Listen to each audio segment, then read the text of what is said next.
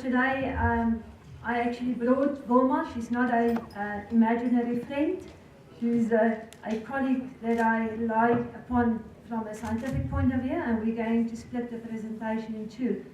Now, what is important, if you look at the presentation title, the ABC, we all work a lot on identifying those factors influencing behavior, looking at training, setting up a culture for success, putting in the processes, the procedures, the standards. And then we look at the behavior itself and say, are we doing enough to make sure that we manage that behavior? And then obviously we get the influence of that behavior to say, if it doesn't work for us, we will have to change.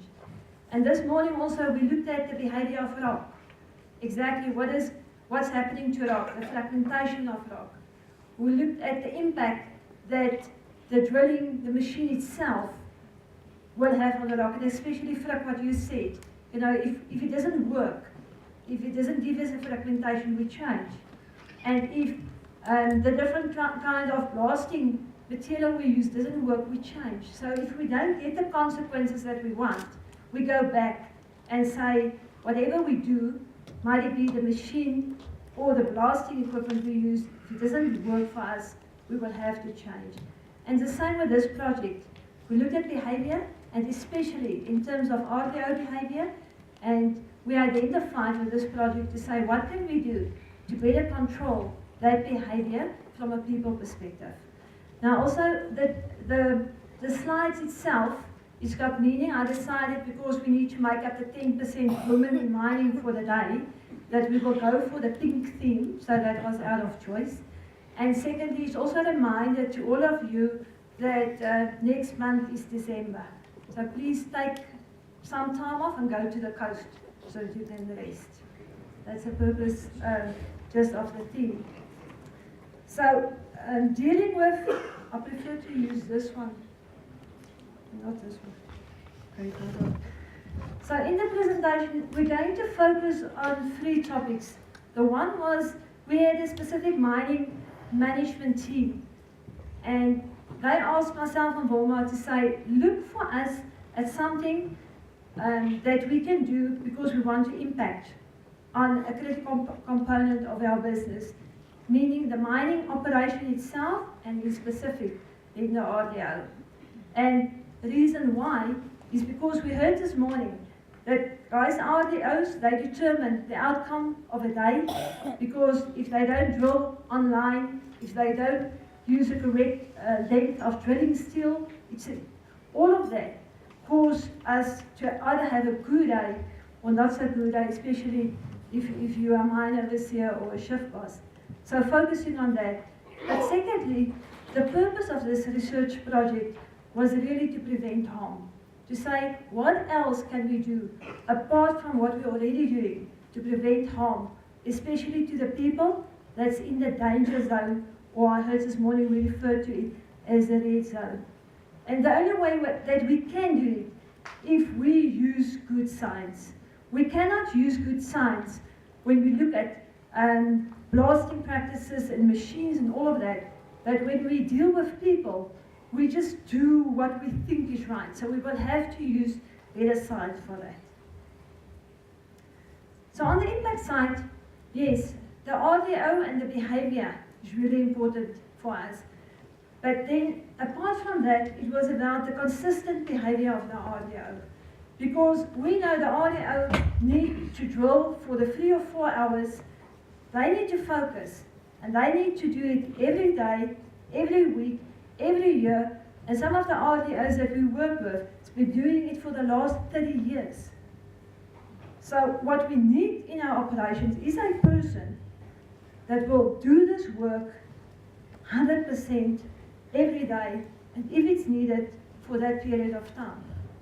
Now, imagine if that person or RDO is 10% in his or her mind. We don't have women RDOs yet, I think, but 10% off center. Because we know if we drill 10% of line, it's got a massive impact. So if my head is 10% not there, it must have impact. And that's why this specific group was important to us. Now, if we think about the amount of RDOs we have in industry, there's enormous lot of RDOs there, and how do we control their behavior? How do we influence all of them? So what we say to ourselves, listen, maybe with the small project and the opportunity we had, we cannot influence the whole of the industry. But we then looked at the story of the starfish, and that reminded us, even if we start small, that we can make a difference. And Duncan, because you're my English friend, I wanted you to read this, but I'm going to do it with my posh English myself for today. But this is a story, it's called The Legend of the Starfish. And while walking along a beach, an elderly gentleman saw someone in the distance, leaning down, picking something up and throwing it into the ocean.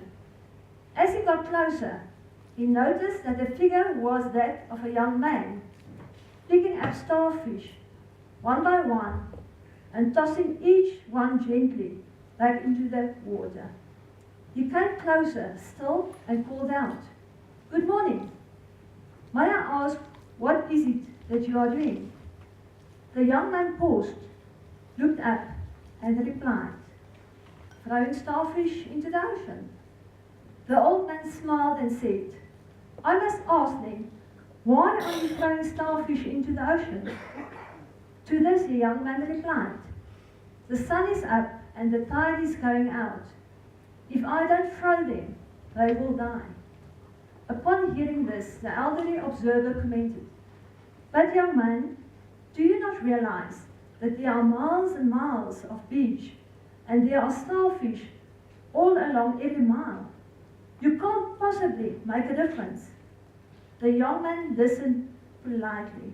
Then he bent down, picked up another starfish, threw it back into the ocean, past the breaking waves, and said, "I made a difference for that one." And that's why we said, let's start small, do our project, and identify those RDOs at that specific operation that needed some help so that we can make a difference.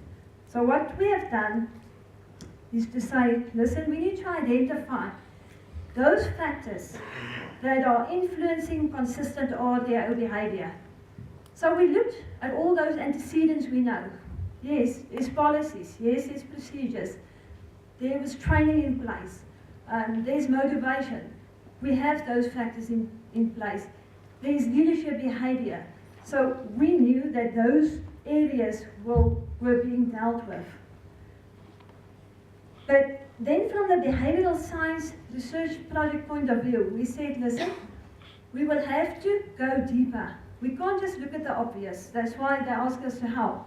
So let us look at those factors that we cannot see. What are those factors that we can measure? And I'm not talking about the normal psychometric assessments and stuff that we use, but what are those deeper psychological factors that will influence these people to consistently behave in the same way?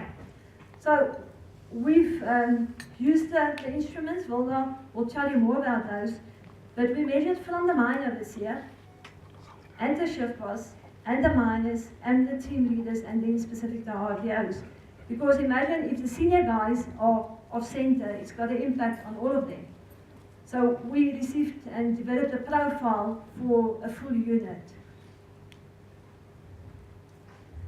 Now, what did we look at is, the classic iceberg model. We know that we can test skills. We can see if people can drill it, we can observe them, and we can check, make a tick in the box to say that is in place. We can also assess their knowledge. Guys, you know what to do, we can put a tick in the box. But what is difficult are those things that you can't see below the surface. And it's like fracking this morning. When I saw some of those photos, if there's a problem down there, it will influence what you see on the other side. So we knew we had to look at the things below surface, maybe values, self-image, traits, all of those that we cannot see. But in our case, what we said, sure, if we want to look at psychological fitness, being able to do it every day every week, 100% like, and if it needs to be for 30 years, we need to be fit. And those are, on the one side, these people want to do this. We refer to it as psychological desire. And the other area is, can they actually do this? We refer to that as psychological capability. So with that frame in mind, we started with our research project. And I'm now going to hand over to Wilma. You know, in Potchefstroom we only know a few of English words, and at some stage I don't have words left. And then I hand over to her so she can continue with a half an hour session. Thank you, Wilma.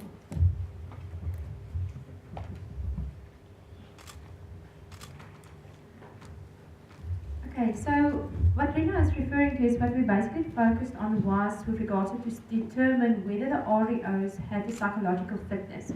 Various of the other speakers indicated a lot with regards to the machinery, the equipment utilized, and that, and there was some mentions made at times with regards to people specifically.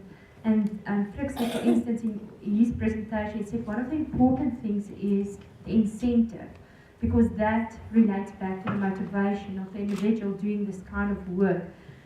So we utilized a model that was developed by the Northwest University, and where they define psychological fitness specifically as a state displayed having high levels of psychological energy, which is basically emotional and mental energy to be able to do the work, the can-do part, and then also the psychological motivation. So basically coming down to having the desire to wanting to do this kind of work. And in the model that we utilized, and just need to figure out which button to press, yeah, okay. What we utilized basically is in terms of determining different aspects here. Now, we focus on the negative parts in terms of psychological state, but also the positive part. So the equation works like that: the absence of the negative is not necessarily the presence of the positive. So these two aren't positive or opposite aspects on the equation here. We determine basically the engagement levels, and engagement refers to getting energy out of the work that you do, having the dedication to do your work, and that's actually almost like a dream work, because people that are engaged in the work that they do get the energy, the vitality out of the work they do, and they're also devoted to the work they do. So you're going to almost employ one individual to do two guys' job, in essence. But if we look at the negativity of engagement, if you're not engaged, you're going to sit with the sense that people will either be absent, or you will have a high turnover risk, or they will make certain decisions that will have a safety impact on the outcome in the longer term then as well. Distraction specifically refers to a state where a person gets to a point where they're not committed to the work anymore. They're not loyal to the company. There's a lack of psychological contract. If you start working for a company, you having that commitment to the organization, you establish basically the psychological contract. So when you're distracted, you sit with a tendency that people may go on slow goes. So you're sitting with IR problems, not drilling the amount of holes they're supposed to drill because of the slow go. And he's also sitting with some aspects that they're not involved in their work environment, so they start missing things, and also that the psychological contract has been breached in total then. Burnout itself, you will know that there's a lot of people saying stress can really lead to burnout in the longer term, and burnout is basically your chronic fatigue.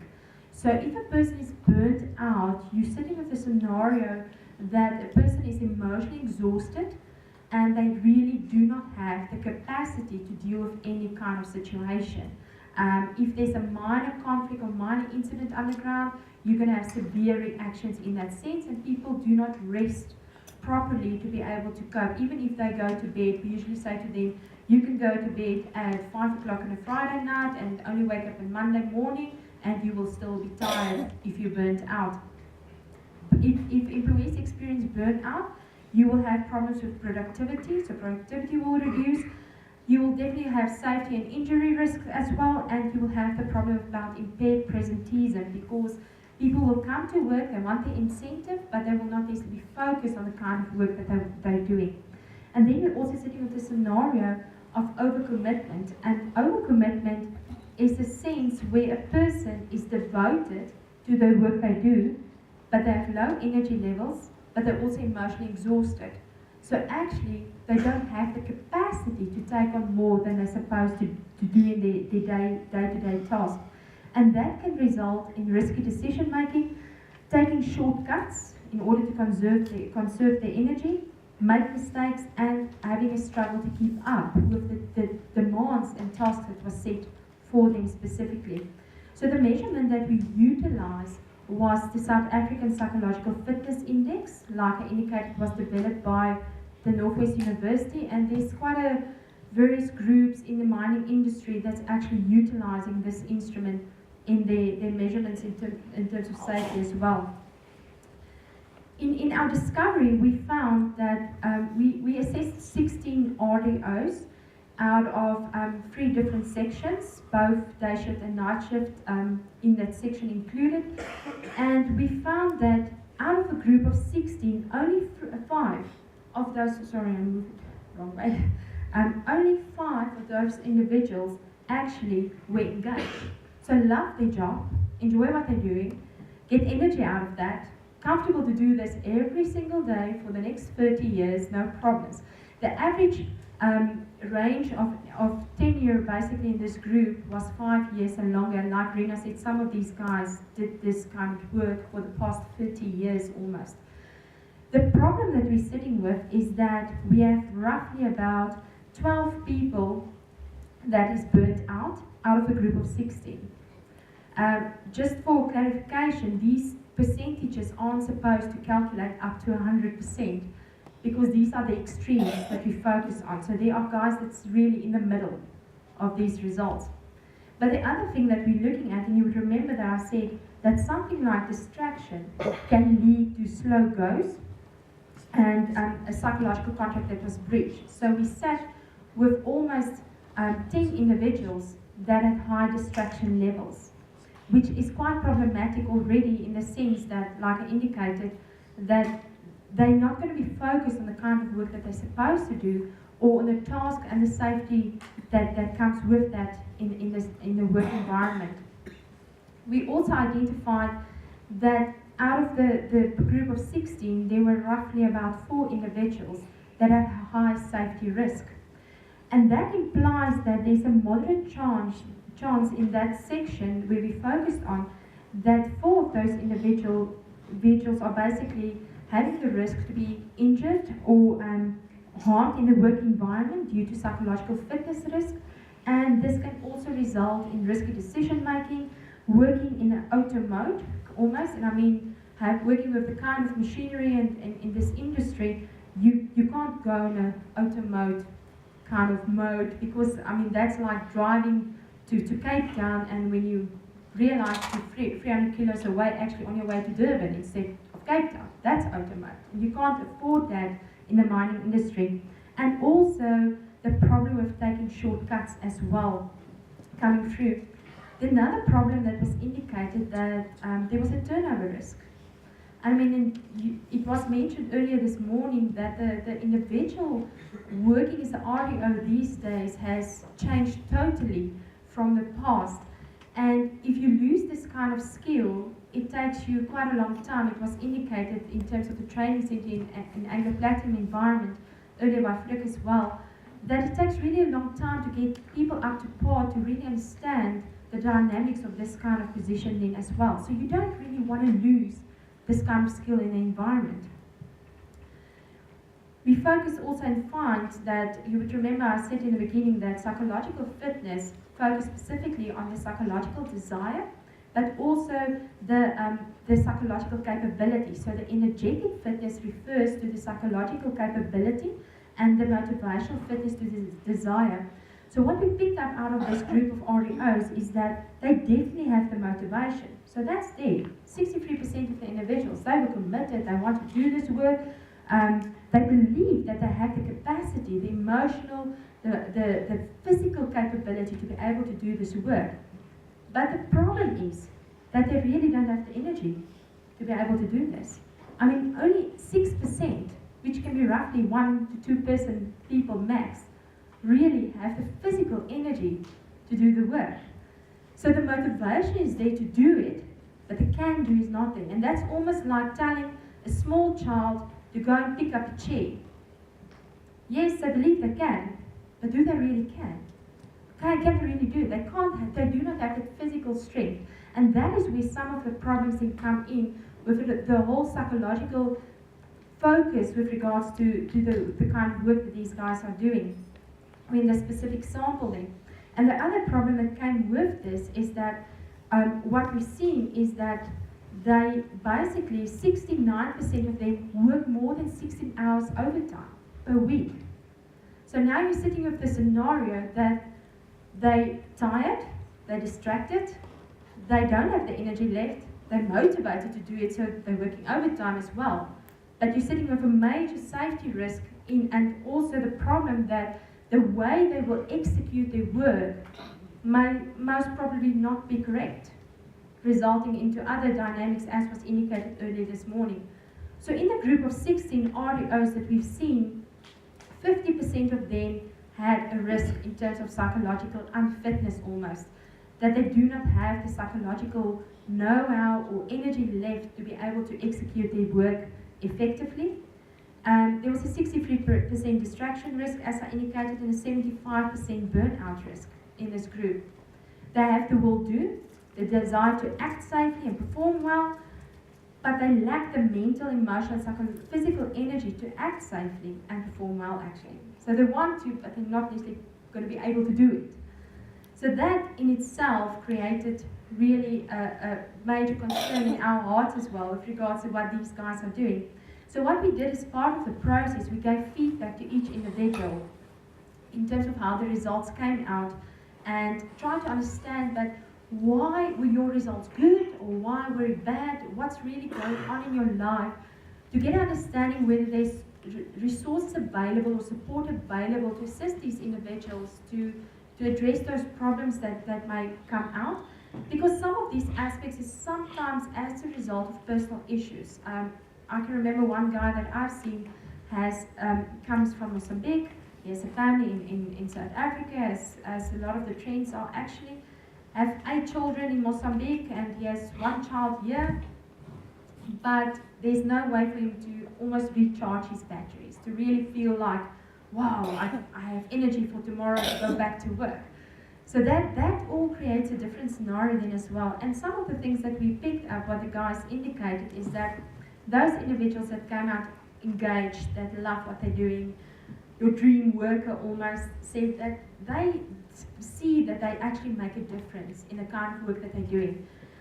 They see the benefit of the teamwork, and that really they enjoy that, and that helps them to focus and really do the best that they can do in this kind of work. And some of the guys even mentions by the grace of God that they are actually engaged and that they enjoy the environment and getting the energy out of the work that they're doing, being devoted. If you look in terms of overcommitment, and you remember I said that you don't want a guy to be overcommitted if they're exhausted, because then they're going to be distracted as well, not going to focus on the kind of task that they're supposed to do. The problem of having to work so much overtime can be due to a lack of resources or not meeting the targets they're supposed to meet. But the problem is they're starting doing work outside of their scope of work. Some of the individuals indicate to us that they can't do their work. They first need to go and check whether the other guys did their work in terms of the stoping, etc., to make sure that everything is safe before they can start drilling. So it seems that there is already a problem with regards to that. With burnout, some of the aspects indicated was that they battle sometimes with the layout in terms of the face, etc., and the support they're also getting from their team members. They're concerned about losing their job, so they don't want to complain, or they won't report near misses or anything like that as well. And then also the thing like the shaft timers not doing always their job. There was one individual, and he was really, really concerned, and he said that he can't sleep at night because he's so worried about what everybody else is doing the whole time. And we had to refer out of the group, we referred about 3 individuals to get further psychological assistance as well. And then the whole thing about distractions, like I indicated, that can lead to slow goes, deterioration in performance and productivity as well. And you get your typical disciplinary practices resulting out of that. There was the whole scenario, I've mentioned one example with regard to family situation. Some individuals just said that they don't like this work. They don't like to do this. And I saw the position of an REO as an entry into the mining industry, but they've been stuck there. And that there was no further almost promotional kind of opportunities for them in the environment, specifically in this company. The one individual said that, he's been doing this for 30 years, like Rina also mentioned, and he really doesn't want to do it anymore. He doesn't have the capability to lift up the machine anymore, the strength. He has a lot of pains and that. And he just wants his children to get work in the mining industry so that he can now retire. So that kind of scenario also came through. And like I said, we said also that it was seen as the initial career path, but now basically they are stuck. So we gave the feedback to the individuals.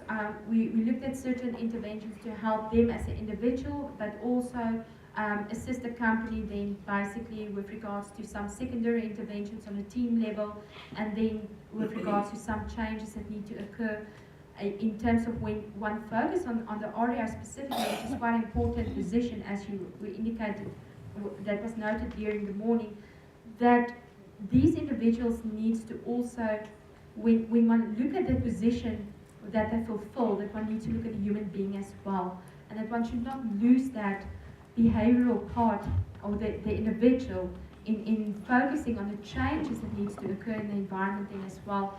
And if one gets to the point, like was indicated, to get these guys out of the red zone, that will be even better. But until that point occurs, it's quite vital to not forget that it is important to remember that these guys all are human beings, they make mistakes, and that they are motivated, and they should be motivated and have the desire, but also the psychological capability to be able to do this kind of work. And that's basically the end of our slideshow. So I don't know whether you have any questions.